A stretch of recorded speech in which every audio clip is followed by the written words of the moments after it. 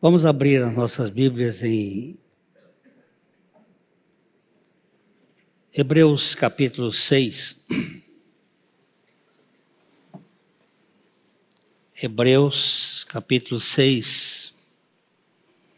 Nós vamos ler do 13 ao 20. Pois, quando Deus fez a promessa a Abraão, visto que não tinha ninguém superior por quem jurar, jurou por si mesmo, dizendo: certamente te abençoarei e te multiplicarei. E assim, depois de esperar com paciência, obteve Abraão a promessa. Pois os homens juram pelo que lhes é superior, e o juramento, servindo de garantia para eles, é o fim de toda contenda. Por isso Deus, quando quis mostrar mais firmemente aos homens, aos herdeiros da promessa, a imutabilidade do seu propósito, se interpôs com um juramento, para que, mediante duas coisas imutáveis, nas quais é impossível que Deus minta, forte alento tenhamos nós, que já corremos para o refúgio, a fim de lançar mão da esperança proposta, a qual temos por âncora da alma, segura e firme, e que penetra além do véu, onde Jesus, como precursor, entrou por nós, tendo se tornado sumo sacerdote para sempre, segundo a ordem de Melquisedeque. Ô Pai querido, como é bom saber que a tua imutabilidade nos dá segurança. Que quando o Senhor promete, o Senhor cumpre. E sustenta a nossa caminhada. E nós estamos aqui esperando também que tu fales conosco essa noite, para que Jesus Cristo seja glorificado em tudo. É no nome dele que nós oramos. Amém.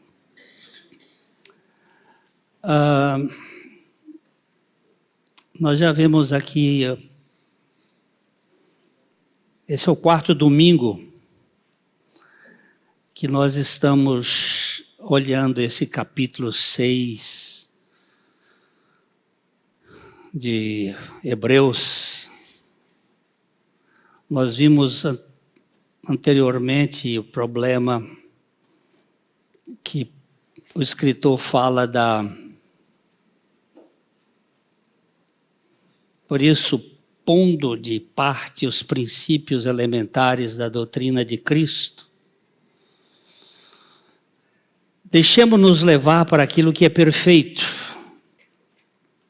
Então nós falamos um pouco sobre o retrovisor e o para-brisa. Eu tenho que olhar um pouco para trás, para ver o que vem atrás, mas eu só dirijo olhando para frente e de vez em quando olhando para o retrovisor, para poder firmar. Depois nós tratamos nos versículos de 4 a 8 sobre o avião que não dá marcha ré, que é impossível, uma vez sendo iluminado e provar o dom celestial, e provar as coisas do mundo vindouro e o Espírito Santo, e se vier a cair, é impossível retroceder para arrependimento. Aí deu um pouquinho de problema, mas domingo passado nós vimos que as coisas melhores pertencentes à salvação que Deus tem para nós nos mantém. E hoje nós queremos andar um pouquinho sobre o Deus imutável que garante a perseverança irreversível. Então, os versículos 13 a 20 o escritor desta carta vinha tratando nos capítulos anteriores de coisas superiores. Quando ele chega no versículo 10 do capítulo 5, ele faz uma pausa para tratar de 3 temas relacionados com a igreja hebraica. Os temas foram a indolência dos crentes. O que é indolência? Preguiça. Alguns ficam paralisados, ficam acomodados, ficam aí numa marcha muito lenta. E isto acaba trazendo problemas para o desenvolvimento da sua fé, para o crescimento espiritual. Segunda coisa é o perigo da apostasia. O que é apostasia?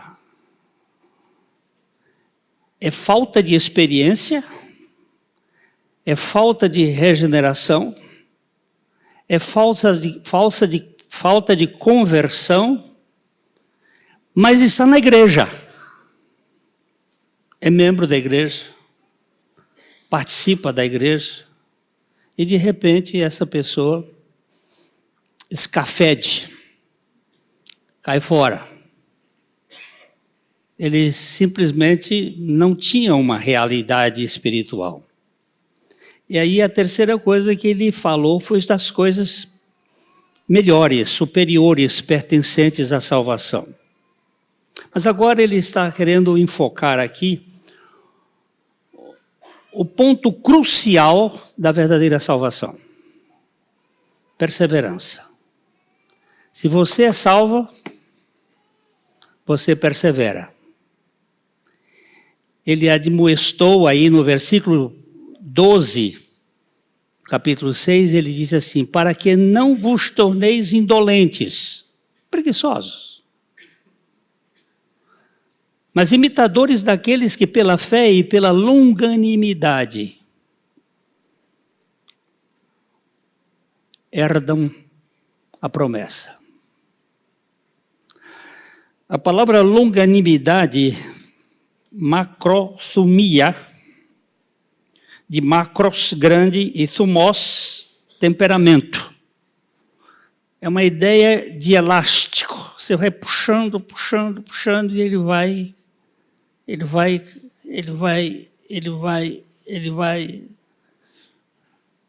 Não é qualquer coisinha que abala.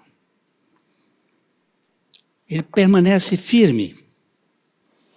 Então, depois dele falar sobre isso, ele incentiva os crentes à longanimidade dos fiéis que herdam as promessas. A palavra herdar pressupõe que alguém nos deu. Herança é coisa familiar que nós recebemos dos nossos antepassados. Então, nós temos uma herança dada por Deus. Não é uma conquista em si, mas uma herança. Então o escritor parte para a última dessa sessão pensando um exemplo de perseverança mais bizarro possível. Como bizarro? Porque ele chama aqui Abraão. Ele pega Abraão como exemplo de perseverança. E se nós formos olhar, de fato, a vida de Abraão, foi cheia de sobes e desces. Antes de a gente olhar um pouco sobre Abraão, nós vamos olhar aqui a própria doutrina da perseverança. O que é perseverança? É uma doutrina da graça, também conhecida como eterna segurança. A doutrina afirma que uma vez que Deus é soberano e a sua vontade não pode ser frustrada por seres humanos ou por qualquer outra maneira, aqueles a quem Deus tenha posto em comunhão com Ele continuarão na fé até o fim. Quer que eu leia outra vez? Você está acordado? Vamos prestar atenção. Afirma que uma vez que Deus é soberano, e só Deus é soberano, e sua vontade não pode ser frustrada por seres humanos ou de qualquer outra maneira, aqueles a quem Deus tenha posto em comunhão com Ele, continuarão na fé até o fim.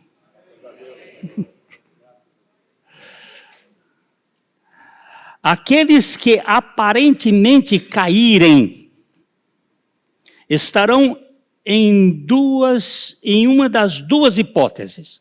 Ou nunca tiveram a fé real e verdadeira, que é o caso que nós já estudamos atrás a respeito dos apóstatas, ou certamente retornarão à comunhão com Deus em algum momento adequado. Mas que vão voltar, vão. O texto nos coloca Abraão como o cabeça do povo de Israel, como um exemplo de perseverança. Veja bem como é que ele diz. Verso 13, pois quando Deus fez a promessa a Abraão, visto que não tinha ninguém superior por quem jurar, jurou por si mesmo. Por que ele foi pegar logo Abraão? Por ser o cabeça da raça.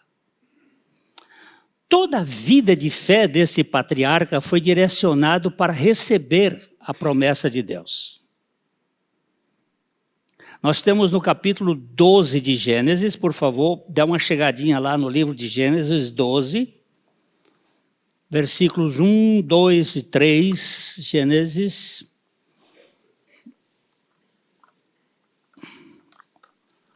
Gênesis 12, aqui nós Deus está selecionando, está escolhendo, está chamando um homem idólatra, ateu, incrédulo, destituído de qualquer pré-condição. Deus está dizendo para ele assim: ora, disse o Senhor a Abrão, sai da tua terra, da tua parentela e da casa de teu pai e vai para a terra que te mostrarei. E te farei uma grande nação, e te abençoarei, e te engrandecerei o nome, sê tu uma bênção. Abençoarei os que te abençoarem, e amaldiçoarei os que te amaldiçoarem, e em ti serão benditas todas as famílias da terra. Quantas são as famílias da terra?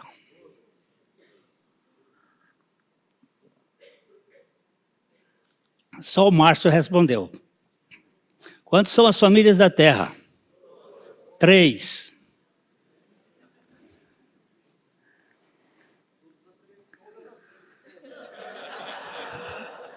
O que foi que ele disse? Todas as 3. Tá bom. Sem, Cão e Jafé. Nós estamos no contexto do capítulo 12, está depois do capítulo 11. E depois do capítulo 10. Pós-dilúvio. E nós estamos aqui vendo que todas as famílias da terra são apenas 3. Nós temos uma Eva mitocondrial e 3 genearcas dentro da célula. Pode estudar agora a biologia com essa visão que você vai descobrir. Mas a salvação de Abraão é para Sem, Cão e Jafé, para todas as famílias da terra. Essa é a vocação que Deus deu a Abraão, o chamamento e a promessa. Bem, aí Abraão peregrina. Eu só vou dar uns 2 exemplos. Ele diz, sai da tua terra e da tua parentela, da casa do teu pai. Ele saiu da terra, mas não saiu da parentela. Ele trouxe o pai e trouxe um sobrinho. Porque nós temos a tendência de fazer as coisas como nós compreendemos. Depois ele ficou em Harã algum tempo, até que morreu Terá, seu pai. Aí ele foi, atravessou o Rio Jordão, talvez daí venha a palavra hebreu, aquele que atravessa o rio, foi morar lá, na terra de Canaã, que é descendente, a terra é de Cão, de Canaã, os descendentes de Cão. E dali teve uma fome e ele foi para o Egito. E lá no Egito ele acabou trazendo uma concubina. E ele meteu os pés pelas mãos. Mas ele perseverou. E no capítulo 15, depois de uma guerra entre os reis ali do Oriente, ele tem um encontro com o Senhor outra vez, no capítulo 15. Eu não vou detalhar, só estou chamando a atenção desses fatos. Capítulo 15, Abraão faz um holocausto. E ele pega 5 animais e põe em pedaços. As aves de rapina queriam comer aqueles animais, ele fica enxotando até escurecer e ele dorme. E o fogo do Senhor passa naquele holocausto depois que ele dormiu. Isso significa que é a obra da graça que faz a obra sozinha, sem que Abraão pudesse presenciar. Deus assinou aquele pacto. E Abraão continuou, gera um filho na carne e desobedece o Senhor, mas continua na perseverança. Quando ele estava com 100 anos, há um período de 14 anos de silêncio de Deus na vida de Abraão. Mas quando Abraão está completando 100 anos, o Senhor aparece a ele e diz assim, eu sou El Shaddai, o Deus Todo-Poderoso. Anda comigo e eu te farei perfeito. E aí Deus faz um outro pacto com ele, circuncida o prepúcio, muda o nome dele, e Abraão continua na sua perseverança, mas desobedecendo. Teve um episódio de mentira, ele mentiu, até que Deus diz para ele, agora me dá seu trunfo, seu filho preferido, o seu único filho, porque o outro é da carne, me dá este filho. E Abraão pega o menino não. Se você fizer as contas, o Isaac deveria ter entre 23 a 33 anos. Tem alguns estudiosos que acham que ele é um tipo perfeito de Cristo, que ele teria 33 anos. E Abraão leva o menino, o rapaz com um feixe de lenha nas costas, cutelo, fogo, vai até o Monte Moriá E lá ele vai para sacrificar o filho, e aí nós lemos aqui, capítulo 17, capítulo 22 de Gênesis, capítulo 22 de Gênesis, versos 16 a 18.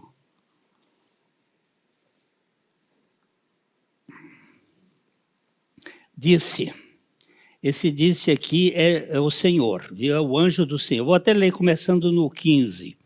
Então do céu bradou pela segunda vez o anjo do Senhor a Abraão. Por favor, esse anjo do Senhor com letra maiúscula. Possivelmente todos entendem que se trata de uma teofania de Cristo. Um aparecimento de Cristo na sua antes da sua encarnação. E ele diz assim, disse, jurei, mas que coisa. O Deus que diz que é para a gente não jurar, ele diz, jurei por mim mesmo, diz o Senhor. Porquanto fizeste isso e não me negaste o teu único filho,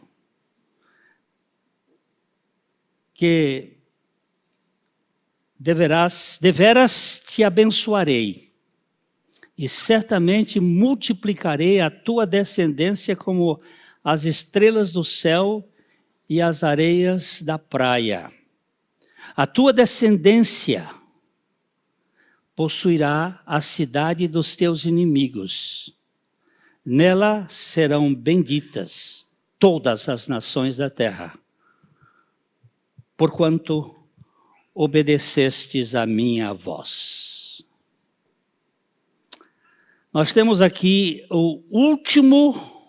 a última promessa garantida por o Senhor a Abraão. Foram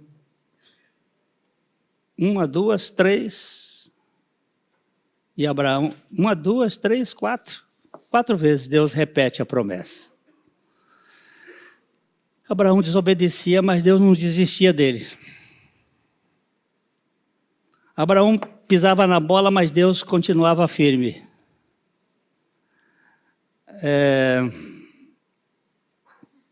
Por que é assim? Porque a nossa perseverança depende da ação de Deus. Nós só podemos perseverar porque Deus sustenta. Por nós seríamos, de fato, apóstatas. Veja o versículo 15.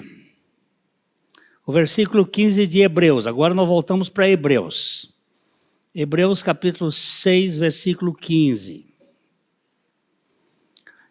E assim, depois de esperar com paciência, obteve Abraão a promessa.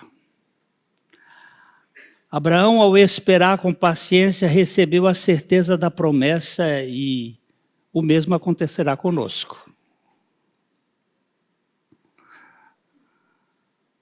A vida de fé de Abraão foi longa e cansativa, ocorrendo diante de grandes dúvidas e obstáculos. Abraão às vezes demonstrava uma fé pujante, mas outras vezes era covarde. Mas ele perseverou. Esse é o ponto principal. Ele continuou. Eu devo dizer para vocês que isso tem acontecido comigo. Quantas vezes eu estou nessas dúvidas e incertezas?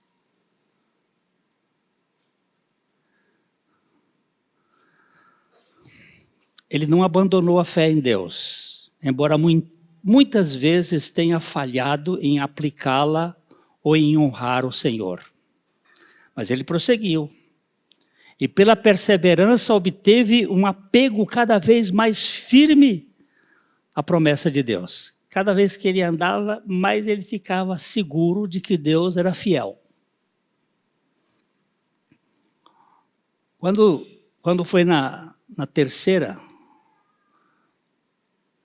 que ele estava borocochô, ele estava impotente.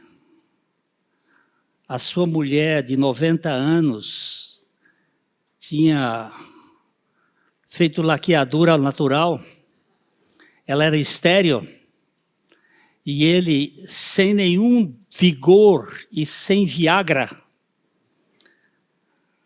Deus disse, você vai ser pai. E a minha Bíblia diz que ele, esperando contra a esperança, creu. Hã?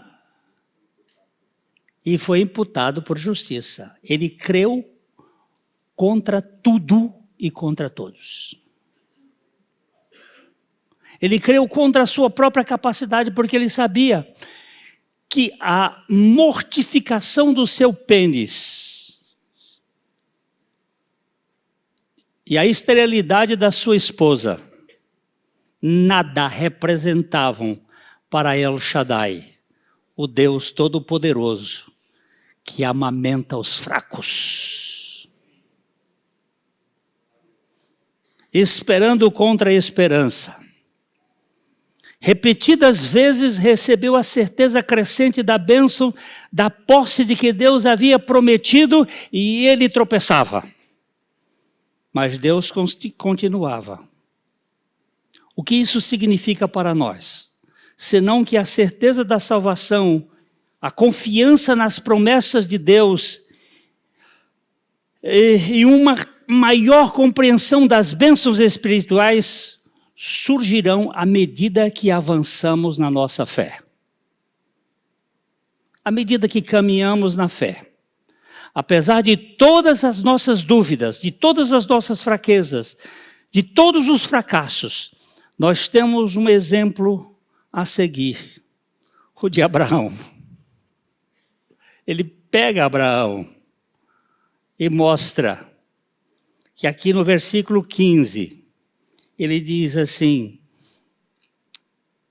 certamente, e assim depois de esperar com paciência, obteve a promessa. O Salmo 42 diz, esperei pacientemente pelo Senhor, e Ele se inclinou para mim, e me tirou dos pés de um chacal de lama, e me colocou numa rocha firme, e colocou na minha boca um hino, um cântico ao Deus da minha salvação. O Deus que faz com que eu continue mesmo caindo.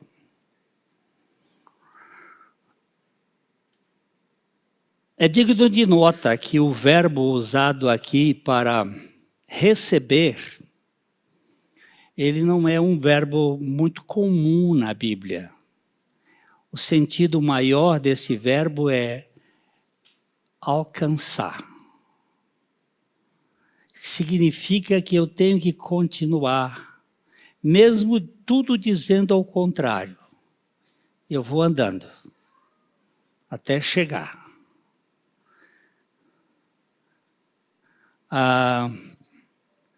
O cântico das sereias, as tentações deste mundo que nos rodeiam, eles vão estar aí, mas nós vamos continuar andando até alcançar. Não existe vida cristã sem dúvidas, lutas, pressões, perseguições, tentações, fraquezas, tombos, não existe. Mas existe vida cristã com perseverança. Nós continuamos perseverantes. O verso 16 nos trata o seguinte: pois os homens juram pelo que lhes é superior, e o juramento servindo de garantia para eles é o fim de toda contenda. Nos assuntos humanos, as pessoas juram por alguém superior a eles. Nos tribunais, Acho que hoje não existe mais não, mas antigamente, quando o sujeito fazia um juramento e dizia assim, então que Deus me ajude. Eu juro por Deus. Isso era uma firmeza, né? As pessoas faziam juramentos. Hoje, nem juramento vale mais. Você vê na política o que acontece. Tem uma Constituição, mas passa por cima. Não tem nenhum apreço para com as coisas. Mas aqui ele coloca que quando presta um juramento para confirmar a promessa, isso normalmente encerra toda disputa. Entende-se que a promessa será cumprida. Eu jurei. Agora, o verso 17 vai dizer que, por isso, Deus, quando quis mostrar mais firmemente aos herdeiros da promessa a imutabilidade do seu propósito, se interpôs com juramento, para que, mediante duas coisas imutáveis, nas quais é impossível que Deus minta, forte alento, tenhamos nós que já corremos para o refúgio, a fim de lançar mão da esperança proposta. D.L. Moody foi um pregador americano, um homem simples, um vendedor de sapatos, que um dia foi convertido pelo Senhor e teve uma vida transformada. Certo dia, a sua filhinha disse, papai, me dá uma boneca de presente. Estamos vivendo aí no final do século XIX. Não era fácil achar boneca assim, como hoje. O Moody disse para ela, papai vai para trabalhar e ele, quando vier, ele vai trazer a boneca.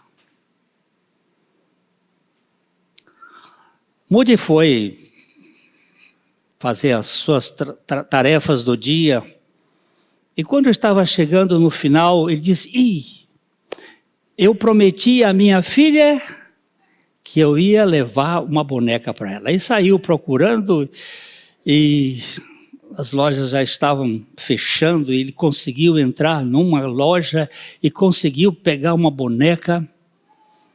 E quando ele chegou em casa, algumas coisas na mão, e a menininha disse, papai, vem aqui. Pegou na mão dele e foi até o quarto e disse, olha, aqui tinha umas revistas, eu cortei e fiz uma frase. Obrigado, papai, pela boneca que você me deu. Qual? Antes de receber a boneca, ela já agradeceu? Por que ela agradeceu? Porque ela sabia que o pai dela não falhava.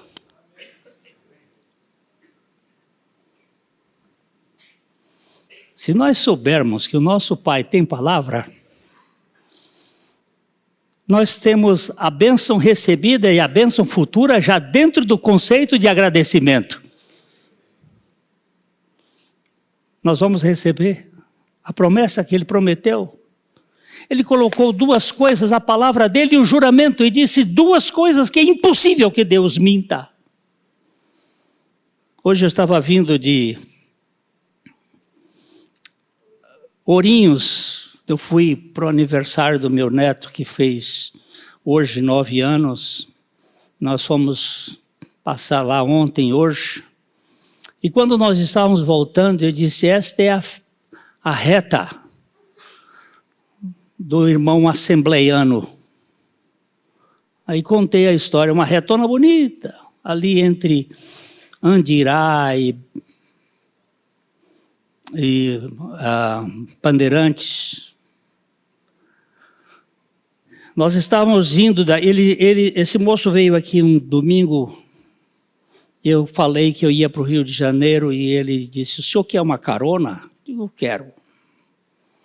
Amanhã eu vou para o Rio. Eu digo, eu vou com você. E aí nós fomos, ele passou em casa, me pegou. Ele tinha um Fiatzinho, daquele pé duro, mas ele tinha um pé que era uma beleza. E estrada vazia, ia 130, 140, o Fiatzinho ia tocando. Aí ele disse assim, pastor Glênio, eu notei ontem na pregação, o senhor foi batizado no Espírito Santo, não foi? Eu fui. E qual é a evidência que o senhor foi batizado no Espírito Santo? Eu disse, a Bíblia. E ele soltou o volante. Como assim? E o carro fez... rapaz, segura o carro, moço. Como assim? Eu digo, de quem é esse carro? Esse carro é meu. Qual é a evidência de que esse carro é seu? Eu tenho um documento. Tudo bem. Você tem casa? Ele disse, eu tenho um apartamento no Rio Comprido, no Rio de Janeiro. Eu digo, como é que você sabe que esse apartamento é seu? Porque eu tenho uma escritura. Pois é, eu também tenho uma escritura que Deus deixou para mim. E eu creio na palavra dele. Eu não preciso ter uma emoção. Eu não preciso trelemicar. Eu não preciso falar línguas. Eu creio na palavra de Deus. Porque Deus é fiel. Ele é imutável. E quando ele diz uma coisa, está dito. Se tiver essas coisas, olha, isso vai de lambuja. Mas o que você precisa ter é crer na palavra de Deus e sentar. Porque a Bíblia diz que aquele que crê em Sião se assenta. Descansa. Não precisa ficar nessas coisas, esse momento moderno da religiosidade, da emoção, dos pulos, das danças. Isso tudo é para mexer com a alma.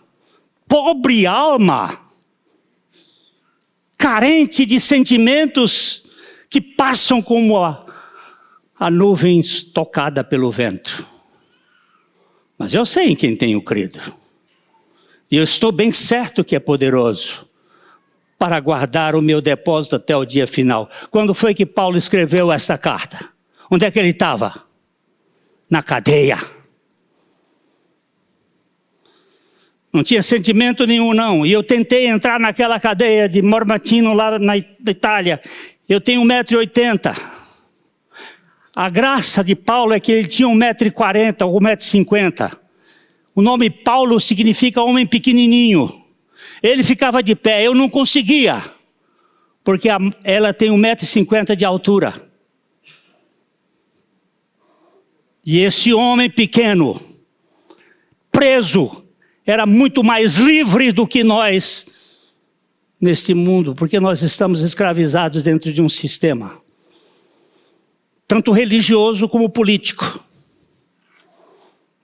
Mas o nosso querido Abraão aqui, ele creu. E Deus manteve ele fiel. Aqui diz que, no versículo 18, porque para que mediante duas coisas imutáveis que é impossível que Deus minta, forte alento tenhamos nós que cremos. Que corremos para o refúgio, a fim de lançar a mão da esperança proposta.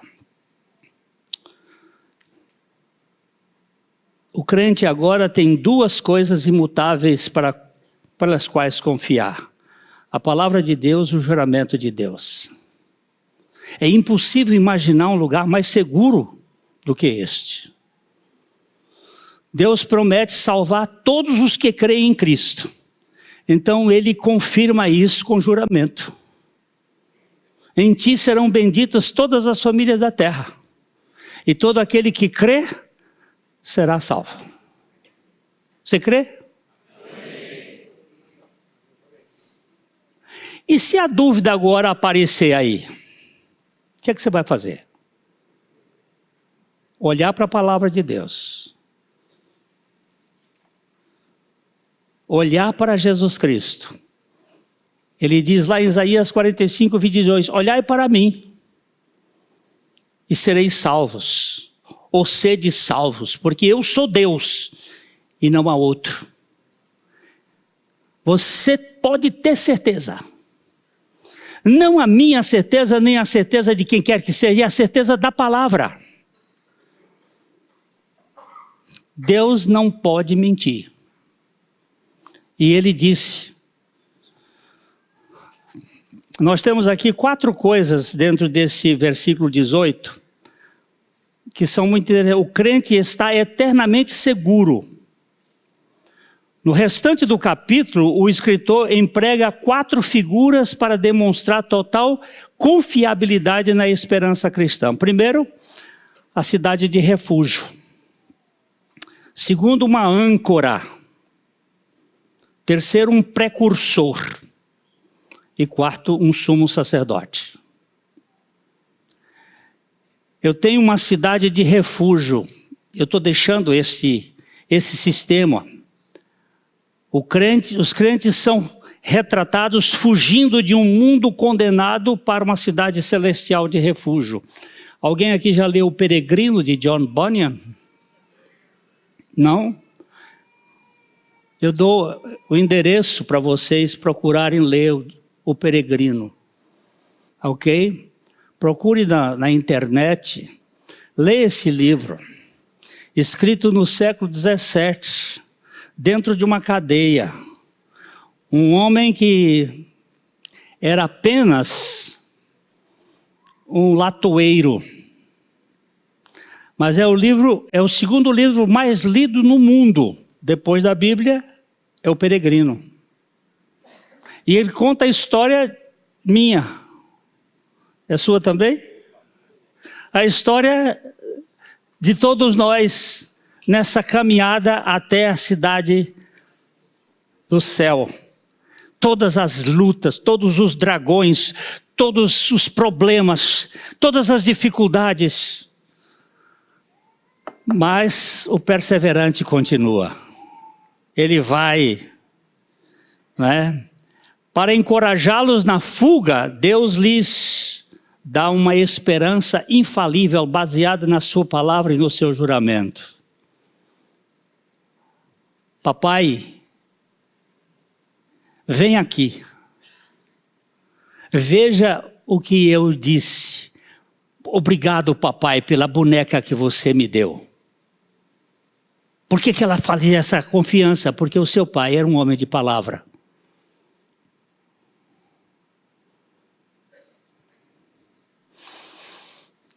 Eu vou contar mais essa historinha, porque essas historinhas são... Quando meu filho era pequeno, ele devia ter uns 4 anos,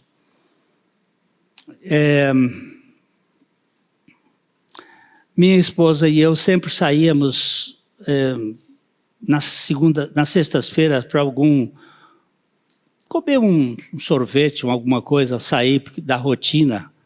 Aliás, uma coisa que os casais podem ter. Não precisa fazer grandes coisas, mas sai um pouco. E nós saímos, e ele, papai, eu quero ir com você. Não, você não vai, que papai e mamãe vão para uma reunião. Eu saí de casa, no meio do quarteirão, o Espírito Santo olhou meu coração e disse assim, você mentiu. Isso não é verdade. Aí eu dei a volta, cheguei, ele já estava tranquilo, brincando lá com a babá. E quando ele falou, papai, eu disse, filho, papai não falou a verdade para você. Eu não vou para nenhuma reunião, outra não. É uma reunião sim, mas sou eu e mamãe. Vamos jantar fora. Você me perdoe porque eu menti para você. Aí eu quero ir. Não, você não vai. Você não vai. E acabou a história. E ele ficou chorando.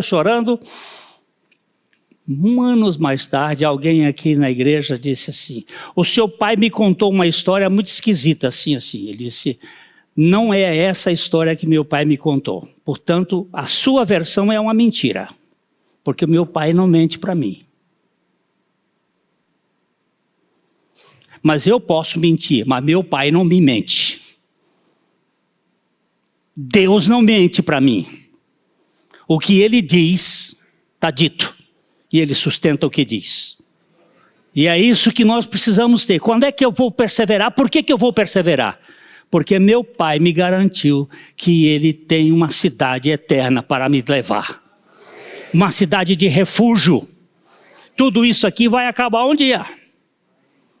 Mas a cidade de refúgio, eu tenho uma âncora segura e firme que não está pendurada na areia movediça desse mundo, mas está pinçada no céu. Onde Cristo entrou como precursor.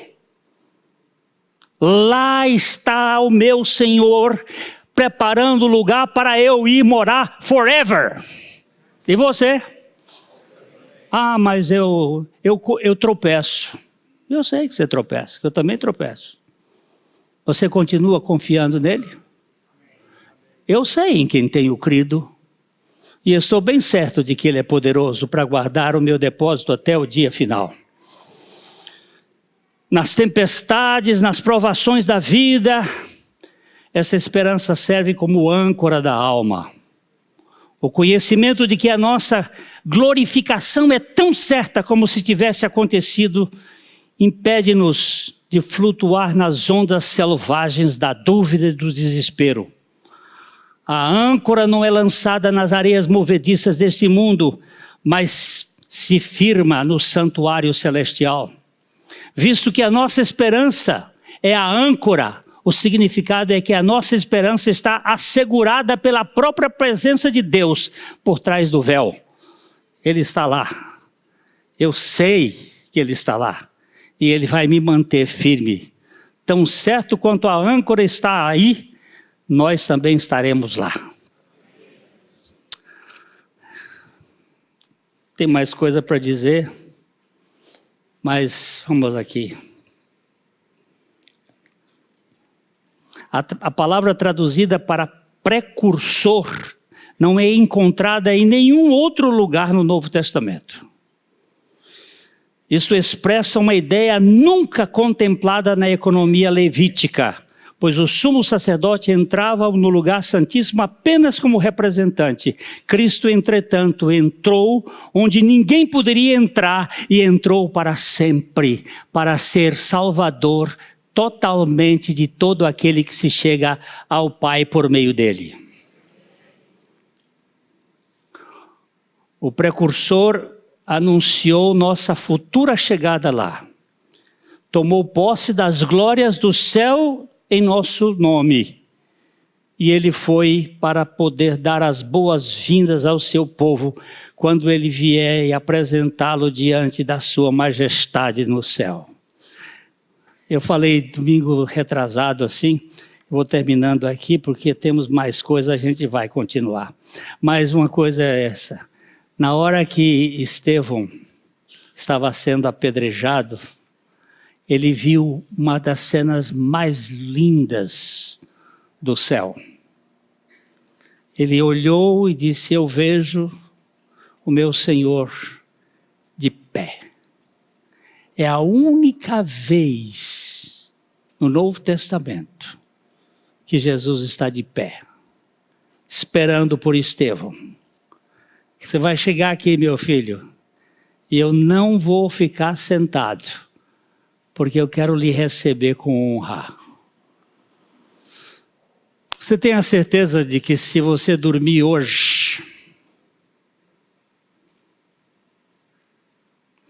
você vai ser recebido de pé por Jesus Cristo?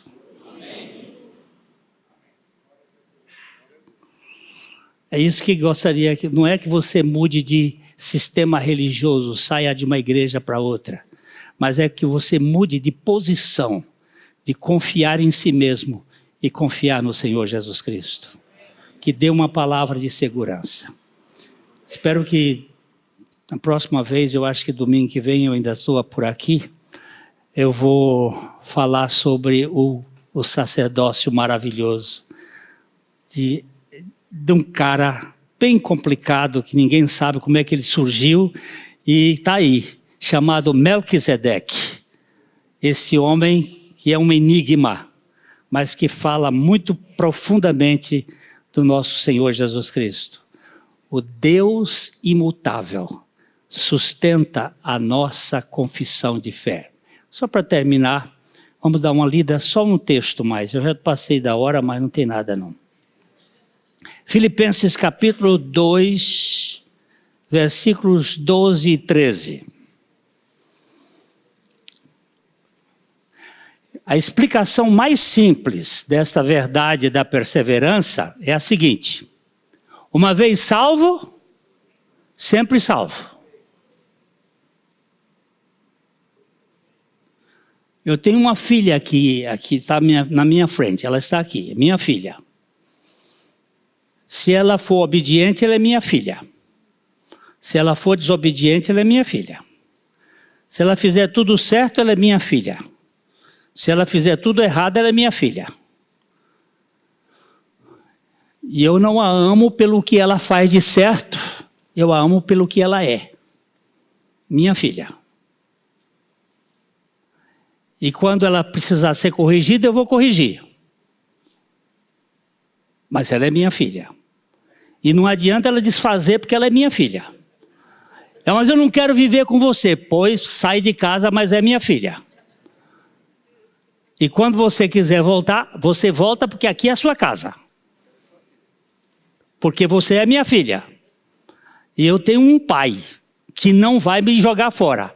Porque é ele que realiza em mim tanto querer como realizar. E então ele diz aqui: assim pois, amados meus, como sempre obedecestes, não só na minha presença, porém muito mais agora na minha ausência, desenvolvei a vossa salvação com temor e tremor, porque Deus é quem efetua em vós tanto o querer como o efetuar ou realizar segundo a sua boa vontade.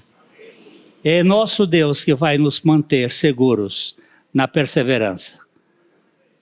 Eu não te quero mais, mas eu te quis para tu me quereres. E se tu não queres mais a minha vontade é poderosa para fazer com que você me queira como eu te quero. Como é que isso funciona? Só a graça de Deus pode dizer. Dá para descansar ou não? Isso é bom demais. Eu quando vejo aqui essa turma sendo batizada aí, alguns, o Lê mesmo, o Lê era uma coisa do outro mundo. E o que Deus tem feito nesse cara é fora de série. Não é? É verdade. Deus pega essas coisas como ele, como eu, e diz assim: você é meu. Mas eu não quero mais, mas você é meu. Você é meu filho pródigo que vai lá para o chiqueiro, mas você é meu e você vai me voltar. Agora, se não é até o filho mais velho que ficou do lado de fora da festa, sendo bonzinho. Que Deus nos dê graça de depender somente dele.